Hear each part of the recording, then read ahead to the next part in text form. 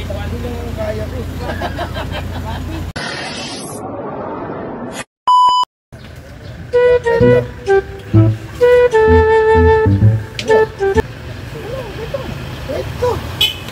Nagkwento ako. Ito magpapasokan na, di ba? Ngayon yung nanay, sinabihan yung anak. Nak, ang bubo mo naman. Grade 2 ka na. 1 to 10 lang, di mo pa alam. Ay ba? Oo nga. Sabi ngayon yung anak. Mas bubo si tatay, nay. Sabi na yun. Sabi na nanay. Ano mo naman nasabi? Eh kasi po, narinig ko sa kusina si Inday, sa si tatay. Sabi ni tatay, pasensya ka na tay. Hindi lang ang kaya ko. Bambi. Good, diretso. Ay, kita kayo. Para tayo sa may tubig. Ito ba? Gagi na naman eh. Yung anak, napagalitan ng tatay, nasaktan. Pero may rin ng tawad yung tatay. Sabi ko sa anak, nak, pasensya ka na kung nasaktan kita. Mahal kasi kita, anak, kaya kita nasaktan. Sagot yung anak, ganun po ba, tay? Biglang sinampal yung anak yung tatay. Pak! Sabi ko tatay, sinampal. Pasensya ka na, mahal din kasi nga kita. Sasali. Ay, ikaw naman! Wait, wala ka mang baon eh, puto. Pambihira, walang dalang baon. Hindi, tagatawa lang ako eh. Oo. Kaya, dala dito! Ay, may kwento no? Kwentuhan. Hindi, ito, malapit na talaga pasok. Yo! Ito, meron pa. Malapit na kasi pasukan. Ngayon, yung anak, sabi nung anak, ay, nakakuha po ako ng 95. Napakagaling mo naman talaga, anak. Anong subject mo pa nakuha yun? Tumagot yung bata. Hindi po ako pumasok. Sabi niya, nakuha ko po ito sa wallet niyo.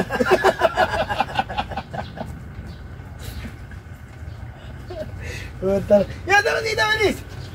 Yan, nagkukwento. Wala, pambihira ako. Dito ka muna, marami ng kwento ha. Abang walang biyahe, kwentuhan muna tayo. Tara. May kalatawanan.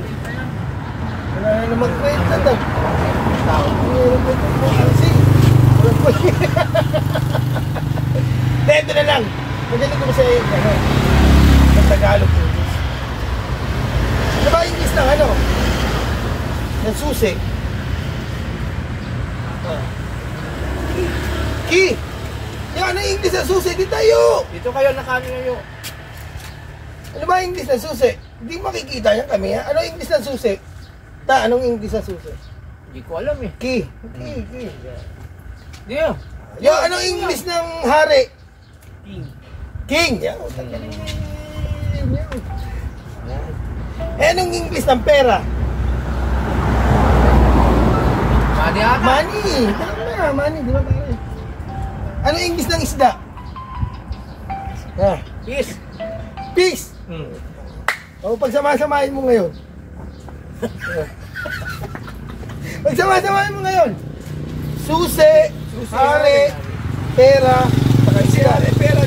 Pagkasamasin mo nga yung English. Kamunidad. Hindi. Pagsama-samahin mo nga yun. Yung in-English mo. Diba may idea ka, pinagsama-sama mo eh. Susi, hari, pera, isda. Pagsama-samahin ko. King, money, peace. Pwede ganyan dyan. Bakit English yun? Hindi mo King, money, peace. Yan. Tama? Isa. May nakuha na naman si Mary. Isang oras na tayo dito. Ano pa rin? Ano ba? Ayan na. Ano ba? Ayan, meron nga. Wala na, tapos na tayo. May isang ano. Ay, may isang mama. Yan, titira na. Tinatanong ko ano labas ng wedding. Yan. Eh mukhang tanga. Mukhang tanga. Hindi ko lang kung anong pangalan nun. Tagasan niya. Nakalong street. Ako ulit street. Ay, kulay green pala! Kulay green ako. Hindi, meron pa. Ano ba? May magnanay. Nagpasa ng kagat. Eh, may magnanay! Sabi nung anak, Nay, Pinangangan ko, ayaw pwede na ba ako mag-asawa? Yan! Bukad yan, may nakano. Pinamanong ko ng nanay. Bakit? Abot na ba titi mo sa puwet?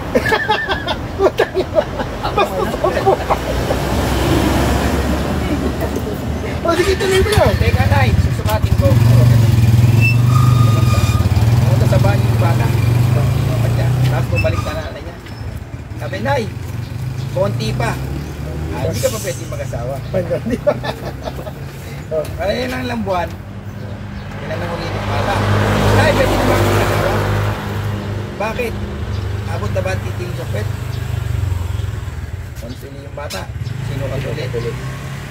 Sabi niya, Nay, konting-konti na lang. kunti na lang. Hindi na. Hindi ka pa pwede mag-asawa. Sabi gano'n. Bata pa kasi. Gano'n. Makakalang ilang buwan, sabi niya, Nay, pwede na ba ako mag-asawa? Bakit? Abot na ba ang titi mo sa puwet? Sabi gano'n. Nay, teka lang, susukatin ko. Sinukat ng bata. Pagbalik ng bata, Nay! Abot na po, sobra-sobra pa. Ay, inpet mo na lang asawa.